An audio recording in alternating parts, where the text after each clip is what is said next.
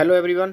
Start करते हैं आज के एडिटोरियल को। और इस एडिटोरियल को स्टार्ट करने से पहले मैं आपको बताऊं कि जो एडिटोरियल में जो डिस्कशन है वो हाल ही में श्रीलंका के अंदर जो आपने देखा होगा कि कैसे श्रीलंका के अंदर पूरा का पूरा इकोनॉमिक क्राइसिस आ गया,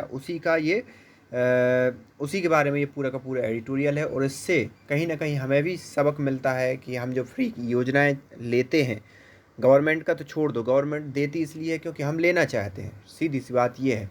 तो हम ये जो फ्री की स्कीम लेते हैं तो हमें आगे जाकर उसके परिणाम भुगतने के लिए तैयार रहना चाहिए, क्योंकि अगर आप फ्री की स्कीम लोगे, गवर्नमेंट के पास कम पैसा होगा। जब गवर्नमेंट के पास कम पैसा होगा तो फिर वो किसी भी प्रकार के इंफ्रास्ट्रक्चर और डेवलपमेंट पर खर्च नहीं करेगी। और अगर इंफ्रास्ट्रक्चर डेवलपमेंट पर खर्च नहीं करेगी तो आगे आने वाली पीढ़ी, क्योंकि आप ये मान के चलो आगे जनसंख्या बढ़ने वाली है, उनके लिए, उस जनसंख्या के लिए ज़्यादा से ज़्यादा नौकरी के अवसर चाहिए। और नौकरी के अवसर अगर चाहिए या किसी भी रोज़गार के अवसर चाहिए तो इंफ्रास्ट्रक्चर और डेवलपमेंट होना आवश्यक है। क्योंकि इससे क्या होता है कि लोगों के पास पैसा आता है। जब लोगों के पास पैसा आता है तो वो पैसा वो दूसरे लोगों या दूसरी सर्विस लेने में खर्च करते हैं। अब मान लो एक एग्जांपल के तौर पर लोगों के पास पैसा ही ना हो खुद का, तो फिर वो किसी दूसरे को क्या नौकरी देंगे या किसी सर्विस को लेने के लिए किसी दूसरे को क्या पे करेंगे। तो ये एक प्रकार की पूरी चेन होती है, ये डेवलपमेंट पे आधारित होती है। गवर्नमेंट तभी डेवलपमेंट कर पाती है जब उसके पास पैसा हो। और अगर वो अपना पैसा फ्री स्कीम पर लुटा देती है तो फिर उसके पास पैसा नहीं रहता और हमें परिणाम स्वरूप कम डेवलपमेंट और जो श्रीलंका की अभी हालत है, वैसे भारत की हालत कभी नहीं होने वाली, लेकिन फिर भी कई मायनों में जो हमारा डेवलपमेंट है वो हो सकता है 5 साल 10 साल ऐसे आगे खिसक जाए। तो इससे हमें एक प्रकार की सीख भी मिलती है। तो स्टार्ट करते हैं आज के एडिटोरियल को। अगर आपने चैनल को सब्सक्राइब ना किया हो तो please hit the subscribe button and also जाना और टेलीग्राम चैनल, जिसकी लिंक आपको डिस्क्रिप्शन में मिल जाएगी। वहाँ से आप जो भी एडिटोरियल की जो PDF है वो आप वहाँ से खुद भी रीड कर सकते हो। साथ ही साथ अनअकैडमी पर किसी भी प्रकार का अगर आप सब्सक्रिप्शन लेना चाहते हो तो आप कूपन कोड यूज़ कर सकते हो SHRINATH और 10। ये कूपन कोड यूज़ करके जो भी मैक्सिमम डिस्काउंट है आप उसे अवेल कर सकते हो। तो अपराइजिंग क्या हो रहा है भैया? गुस्सा बढ़ रहा है, विरोध बढ़ रहा है। The formal process should bring in change in Sri Lanka and not a public uprising. तो यहाँ पर एक जो फॉर्मल प्रोसेस है उसको श्रीलंका के अंदर चेंज लाना चाहिए, ना कि पब्लिक अपराइजिंग के अंदर। हाल ही में हुआ क्या कि श्रीलंका के अंदर लूट मार ये सब हो रहा था, तो या विद्रोह की चीज़ें हो रही थी। तो श्रीलंका की सरकार ने क्या किया, रात में एक धारा 144 लगा दी। अब धारा 144 लगाने से लोग और भड़क गए। ये वो होता है ना कि अगर सरकार से लोग गुस्सा हों तो सरकार के हर निर्णय पर क्वेश्चन मार्क करने लगते हैं। तो ये भी वही हुआ। तो लोग एकदम से सामने आ गए, राष्ट्रपति भवन को घेर लिया, जो वहाँ के राष्ट्रपति थे उनके घर को घेर लिया, और ये सब चीज़ें वहाँ पर हुई। और उसी के परिणाम स्वरूप ये हमें आज देखना पड़ा। तो पब्लिक ब्रेथ होता है कहर। Public breath is paving the way for momentous change in Sri Lanka. तो यहाँ पर पब्लिक ब्रेथ या पब्लिक के कहर ने श्रीलंका के अंदर मतलब मजबूर कर दिया वहाँ की सरकार के लिए कि एक मोमेंटस मतलब तुरंत के हाल ही में कुछ परिवर्तन होना चाहिए। The ongoing protest against the precipitous fall in the Iceland national economic fortune have reached a crescendo।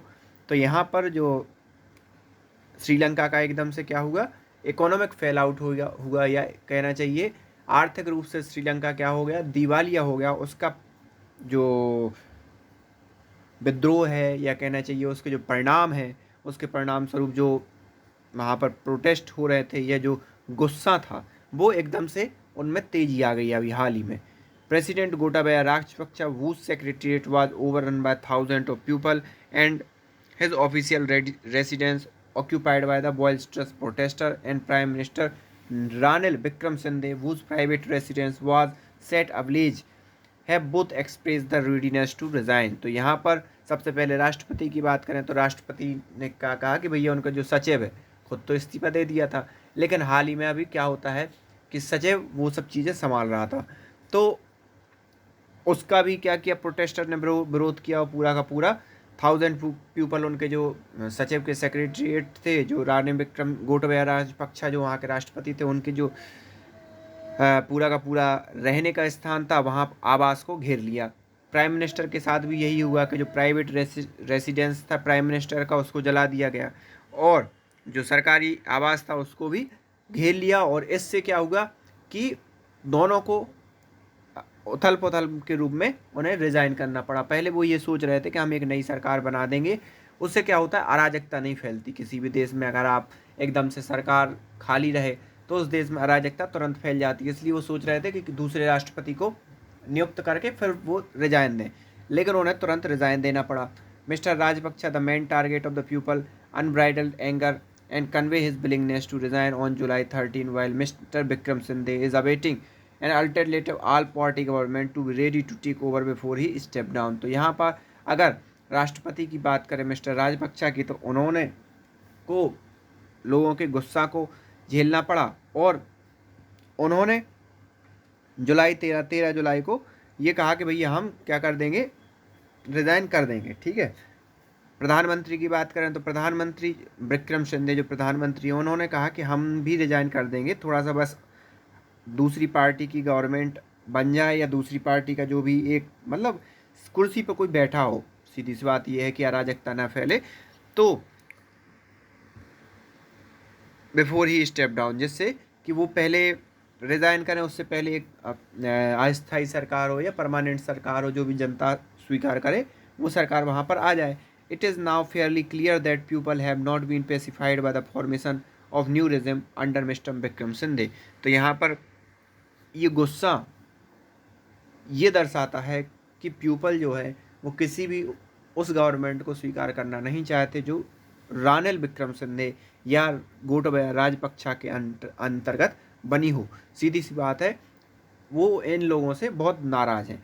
The boiling over of public anger on July 9 indicate their utter dissatisfaction with the government effort to address day-to-day problem। तो यहाँ पर जो एकदम public का जो गुस्सा है 9 जुलाई को एकदम निकल कर सामने आया, उससे कहीं ना कहीं यही दिखाई देता है कि पूरे के पूरे लोग सेटिस्फाई नहीं है उन सभी प्रयासों से जो प्रयास government day to day problem को सॉल्व करने के लिए कर रही है। There were questions about the Mr. Bikram Sindhe's political legitimacy to hold the office, given the belongs to party with no elected representative in legislature, and he himself being a nominee based on its vote percentage। तो यहाँ पर सबसे पहले अगर बात करें कि क्या एक संवैधानिक तौर पर जो वहाँ का प्रधानमंत्री है, जो अपने सांसदों की सहमति के तौर पर चुन के आता है, जबकि वहाँ पर कोई भी प्रतिनिधि या कोई भी सांसद वहाँ की लोकसभा में है नहीं, तो क्या उनकी लेजिटिमेसी बनती है कि वो प्रधानमंत्री रहें या ना रहें? वो सिर्फ और सिर्फ वोट परसेंटेज के बेस पर अभी बने हुए हैं। However, despite the arrival of some overseas aid and commencement of the process of international monetary fund bailout, there has been no significant relief for people, especially the poor and vulnerable। तो यहाँ पर भले ही पूरी की पूरी जो arrival मतलब IMF के थ्रू कुछ हो सकता है, पैकेज वैकेज आए या कुछ फाइनेंशियल सपोर्ट मिले श्रीलंका को, वो तो ठीक है, लेकिन एक अगर बात करें नॉर्मल पीपल की, गरीब लोगों की, गरीब जनता की, तो उनके लिए किसी भी प्रकार का एक सिग्निफिकेंट रिलीफ नहीं होगा, क्योंकि वहाँ के हालत बहुत ही बुरे हो चुके हैं अब।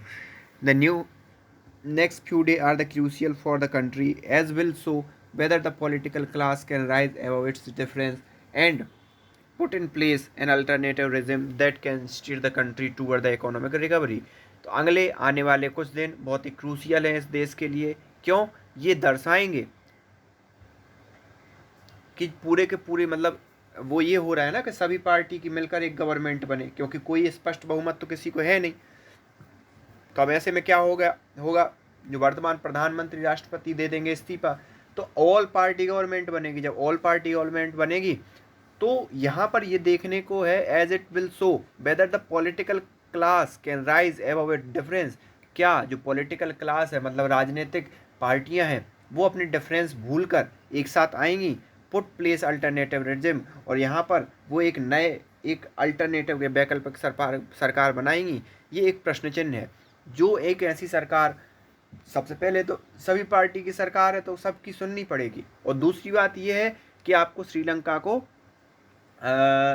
इस प्रकार की आर्थिक अपंगता से निकालना है, तो ये एक बहुत बड़ी चुनौती होगी और ये देखना बाकी है। Under the country's constitution the prime minister and the speaker of parliament are in line to act as a president if the highest office fell vacant. तो यहाँ पर श्रीलंका के जो कॉन्स्टिट्यूशन है उसमें कहा गया है कि प्राइम मिनिस्टर और जो पार्लियामेंट का स्पीकर है वो प्रेसिडेंट, मान लो प्रेसिडेंट, जैसे आपने देखा कि प्रेसिडेंट गोटाबया राजपक्षा ने कहा कि हम 13 जुलाई को रिजाइन दे देंगे, तो उसमें समय पर कुर्सी खाली हो जाएगी, तो फिर वहाँ पर संविधान में ये है कि वहाँ का प्रधानमंत्री, वहाँ का स्पीकर इस सब चीज़ को मैनेज करेगा, या फिर यूँ कहें कि जो राष्ट्रपति की पावर है ये मैनेज करेंगे। The way out seems to be that current speaker Mahendra Yapa Abeywardena take over as a president so that within 30 day parliament can elect a new president by secret ballot. तो यहाँ पर क्या होगा कि